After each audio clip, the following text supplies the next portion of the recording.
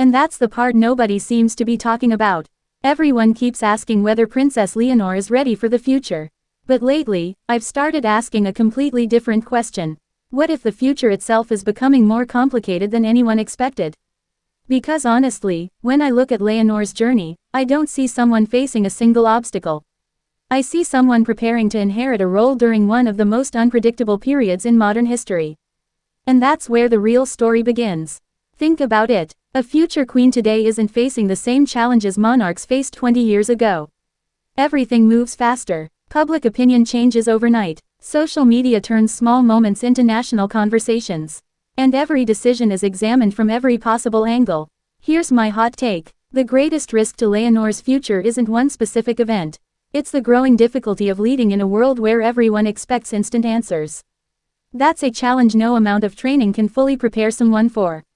If you're new to Leonor's story, subscribe, I post every day. Now here's where things get interesting. While Prince William is preparing for a future shaped by decades of royal experience, Leonor is stepping into leadership during a completely different era. An era where attention is constant. An era where image and reality often compete with each other. Even someone like Mr. Beast understands how quickly public perception can shift online. Now imagine that level of scrutiny attached to every decision you make for the rest of your life. That's a heavy responsibility, and I think that's why conversations about Leonor matter.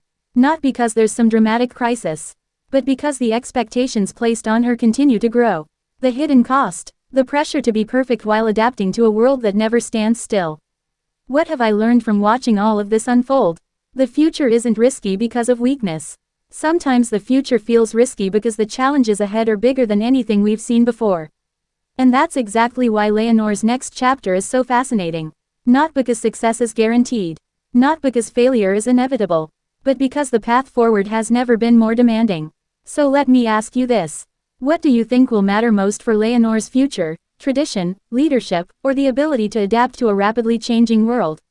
Personally, I think the answer to that question may define her entire reign one day.